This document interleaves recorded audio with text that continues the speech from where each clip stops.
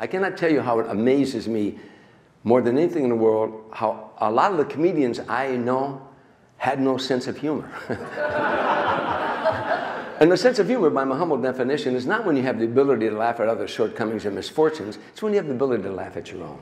When you can laugh at yourself. That's one of the great gifts. That's what a sense of humor is. I came up on stage and told you the Regis Philbin story. But I remember many years ago, I was playing in the Bob Hope Classic. I'd only done 2 Tonight shows, and I was all excited. Bob Hope asked me to play golf in the Bob Hope Classic. I used to watch it when I was a kid on TV caddying, and now I was going to play in it. And I'm all excited, and you get there, and they have a pro. And I had Arnold Palmer that day. They had a pro, a celebrity, and 3 amateurs. And I got on the tee, and this guy came up to me. He said, "Hi, he's a car dealer." He said, "I'm Hoot McInerney." He was in my group. I said, "Hi, Hoot, I'm Tom Dreesen." He said, "Nice to meet you, Tom. Sure hope we get a good celebrity. Last year we got some guy I never heard of." And I told that story on the banquet that night when I was on stage. Because as comedians, an old vaudevillian told me many years ago, when you go on stage, and this means anybody in public speaking, the first joke is on you. You know, tell a joke on yourself. It shows the audience right away you got a sense of humor. You know, a sense of humor is when you have the ability to laugh at your own shortcomings.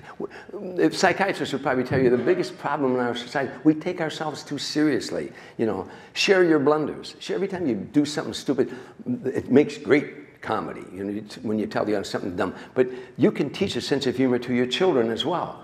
You know, if they see you laughing at yourself, they look at you, your parents, you're like gods. Oh my God, they can't picture the world without you, life without you. And then you come and you tell them how something dumb you did that day. You know, you tripped over something and you banged your head and you fell on the floor at the grocery store and everybody was laughing at you and, you know, groceries are on top of you. Share that with them. And they love that. That's what a sense of humor is, when you can laugh at yourselves in front of you. You know, people will love you for it and you'll be happier for it, you know. I was on Hollywood Squares one time, and one of the questions was, of 3,500 women polled, what's the #1 characteristic they look for in a man? And it was a sense of humor. That's the #1. Women said, you know, that's what it was. That they wanted a man who could laugh at himself, you know, didn't take himself too serious. It's a great gift. Ruth Gordon, one of the great actresses of all time, she lived to be about 95 years old. She was a brilliant actress on Broadway for years and years. I was on the Merv Griffin show with her one time, this wonderful old lady. And Merv Griffin said, "Ruth," and she was been on Broadway for years, said, "Ruth, I read your first reviews when you went on Broadway. And the reviews said," and he read it, he said, "I hope you don't mind," but the review said, "She's not pretty, she can't act, she has no stage presence, and very little talent at all." He said, "That was your review. How did you survive?" She said, "I ignored the facts."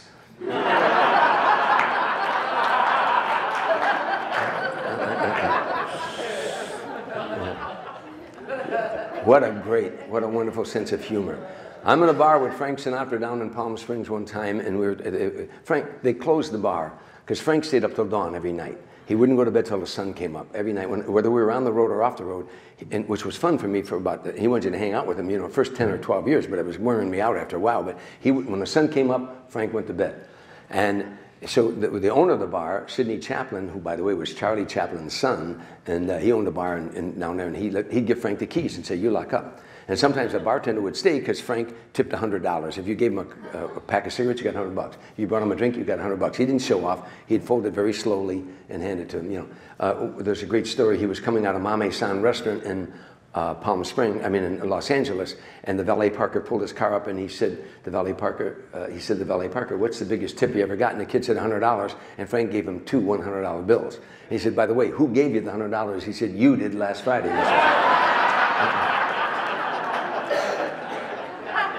So we're in the bar alone, and Frank forgot we locked the front door, and then we'd sit until dawn, but Frank forgot to lock the front door, and I'm standing here in the bar talking to him like this, and a car pulled up, a station wagon, and there was a woman driving. She stayed behind the wheel, and the woman on the passenger side came out, and she come running in the bar, and she came running up right behind Frank Sinatra, and she said, excuse me, do they have a jukebox in here?" And Frank Sinatra turned around and looked her right in the face. He said, "I'm sorry, what did you say?" She said, "Did they have a jukebox in here?" And Frank looked around and he said, "No, I don't think so." He said, "I'll sing for you." She said, "No, thanks." And she turned around and she walked out. And he, like a little boy, he watched her go out the door, and I said, "She obviously didn't recognize you." He said, "Maybe she did." So you laugh at himself. A sense of humor is the greatest gift a God can bestow upon a human being. It's the greatest gift you can have, is that sense of humor. You know, when a nation loses its sense of humor, it will decay from within. Nazi Germany had humor courts. Do you know that? If you made fun of the government or made fun of Adolf Hitler, they tried you. Nazi Germany had humor courts. We know what happened. When a corporation loses its sense of humor, if they manufacture a defective product and they try to hide, conceal it, I can guarantee you that company will not survive. It's when they bring it out and say, folks, we made a very bad mistake with this and you can use it as a doorstop, but we're going to come up with something. They joke about it or whatever they do, they will survive. When a human being loses their sense of humor, they will decay from within. Laugh at yourself. Laugh out loud 10 times a day. When I was in acting classes, they would sometimes have, you have to laugh, and sometimes you had to cry. But I sometimes, when I'm alone, I'll laugh and go, ha, ha, ha, ha, ha. There's no one there. People, if they're looking at it, they think I was nuts. But I laugh out loud. You can do it. Ha, ha, ha, ha, ha. Yeah, laugh out loud. Yeah, and the best way, look in the mirror when you first get out of bed. That'll start it off right there, But laugh out loud at least 10 times a day. That's my prescription for you. Laugh out loud and laugh at yourself at least twice a day. Make fun of yourself. You don't stop laughing when you grow old. You grow old when you stop laughing, It's a day lost if you haven't laughed out loud. If you haven't learned something new or found someone or something to love, we are lifelong learners. Repeat, comedians, we are lifelong learners. I'm performing at Harrah's in Lake Tahoe. George Burns was next door. I had done the Dean Martin roast with George, and I thought the world of him. George Burns, he was 95 years old. I go over to Caesars where he's performing, and I watch him. He goes out, 95 years old. He didn't run out to the microphone, and when he got out there, he did a strong hour and 10 minutes and knocked the audience dead. Backstage, I go backstage afterward, and George, when I walk in the dressing room, George is going like this. He's looking at some cards. I said, hey, George, how you doing? He said, oh, hi, Tommy. He said, I was working on some new material tonight, I want to be 95 years old working on new material. That's what I want to do. So we're lifelong learners, and we're not perfect. Sometimes I say dumb things. Sometimes I do dumb things. Sometimes I'm just plain dumb and make fun of it. And then in closing, I just want to say, I want you to think about this. You comedians who want to become comedians, that if you say, I want to make it, man, I want to make it, I want to go to Beverly Hills, I want to have that mansion, I want to have that Rolls Royce, and I want to show all them son of a bitches back home, and I want to show them, that's the ego. And I guarantee you it'll take you down a dark path. We are two parts, ego and spirit. Call it what you want, your Holy Spirit, your center, whatever it is. Your ego demands that you walk down the street and get mobbed. Your ego can never get enough fame, fortune, money, power. It has an insatiable appetite. It'll drive you to destruction, as the ego simply can't get enough. The spirit, conversely, is like the song of the 70s by the Hollies. All I need is the air that I breathe and to love you. That's all your spirit needs, the air that you breathe and to love your work. Love your family, love your friends, but to love your profession, and the rest of your life. Those are the yin and the yang, the ego and the Holy Spirit. You're not born ego, you're born pure spirit. You don't know if you're boy or girl, black or white, Jew or Gentile. You don't know what you are. You're a spirit, and you gravitate to anything that will love you. You gravitate to anything to hug you and hold you. You'll gravitate to that because that's your spirit. About the time you're 3.5, 4 years old, well-intentioned adults, sometimes misinformed, began programming your subconscious mind. Little boys do this, little girls do this. We Jews do this, we Gentiles do that, we Catholics do this. And pretty soon you start developing an image of yourself based upon their information. Thus, the ego is formed. And the rest of your life, the yin and the yang is your ego and your Holy Spirit. Your ego and your Holy Spirit. You're in a car and a guy pulls in front of you. You rotten son of a... And you say, ho, ho, ho, ho, ho. That's my ego. That's not my spirit. My spirit doesn't feel that at all. So if you're in show business because you love to make people laugh, you love to hear the sound of laughter, and that's why you're in it. As I prayed that day, I said, I never said, God, can I become a star? Can I have my own series? Can I have my own private jet? I didn't say that at all. I said, God, if you let me make my living as a stand-up comedian, I'll never ask for anything else. All I wanted to do was make a living as a stand-up comedian. It's the greatest profession on the planet, bar none. You're very, very special people. So we're born winners, as I talked about earlier. Life is an apple. It's a big red apple. Take a big juicy bite out of it. So in the summary, Perception, all of life is about perception. All of life is how you perceive it. Visualization, nothing can become a reality unless it's thought first. Self-talk, the most important person you'll ever talk to is yourself. And develop a sense of humor. Laugh out loud 10 times a day and laugh at yourself at least twice. If I were to take vowels, A-E-I-O-U, I would say A, action. Take immediate action. Every 1,000-mile journey begins with the first step. Okay? E, enthusiasm. Be enthusiastic about any endeavor. Emerson said, nothing can be achieved without enthusiasm. Nothing. Every time you go on that stage at night, be enthusiastic about it. And I'll tell you one other thing. Have fun, and the audience has fun. Always have fun. No matter what you're feeling, no matter what's going on in your life, have fun, and the audience has fun. But A, action. E, enthusiasm. I, inspire. Inspire others to become all they can be. Okay? Small people belittle your ambitions. Successful people believe that you too can become successful. I think that's the most important thing of them all. You know, keep that in mind. Inspire others to become all they can be.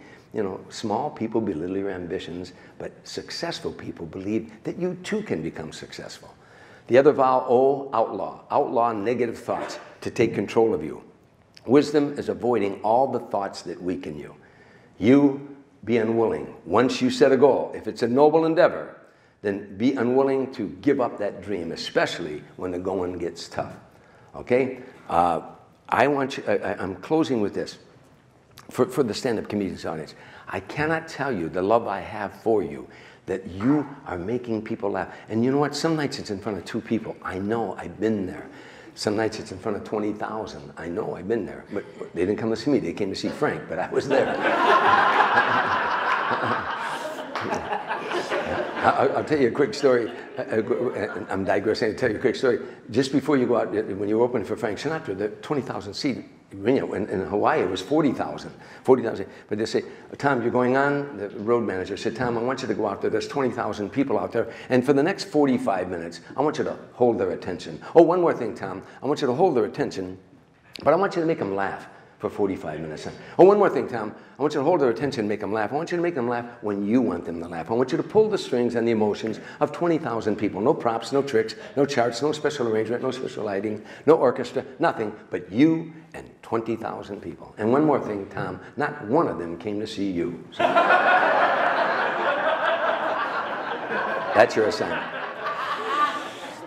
But I go back to how special you are, how special you are. You know, I've been there. I know that feeling that you can make people laugh. And again, some nights there's 3, 4, 5 people. Some nights there's 20, there's 50, there's 100. It doesn't matter. One of those persons needs your laughter more than you'll ever know. One of those, and if it doesn't go as good as you thought, or you never know. Maybe that person wasn't laughing or guffawing, but you said something that inspired them. I know every one of you comedians could tell me a story about someone who told you, you'll never know what you did for me tonight. My husband just passed away, my wife passed away, I'm going through problems, I haven't had a job in 6 months, but I came over here reluctantly, a friend of mine, and you made me laugh. And you made me laugh. And I've got stories like that, I know you do too. That's how important you are. Do not tarnish this wonderful, wonderful gift you have. And the way you tarnish it is about speaking bad about other comedians. Have you ever gone to a doctor and said, Doc, I'm thinking about going to Dr. Friedman over there, and he'd say, Friedman, I wouldn't send my snake to that. They don't talk that way because they have so much respect for their profession. And that's what we do about as comedians. Have I met comedians that I wouldn't want to hang out with after the show? Yeah, and I'm sure a lot of them wouldn't with me. But I've never met a comedian, never seen a comedian on stage that I didn't think, wow, that's pretty cool. That's pretty smart what they did. Anytime you've got the chutzpah or the coyones or the stones to come up here and try to make people laugh, I love you. I mean, I know what that's all about. I know what you're trying to accomplish and trying to achieve. Anyhow, I close with saying, you have the greatest gift of all and the greatest profession being comedians. I am honored to be among you. I'll take question and answer right now, if you like. Thank you. Thank you. Thank you very much. Ladies and gentlemen, Mr. Tom Dreesen, come on, give this on his own availability. He came in here. Nice round of applause for Tom. Come on, bigger than that. Thank you. Stand up, Chicago. You one of your own has come home for you. Thank you. Thank you. Thank you. That's very nice of you.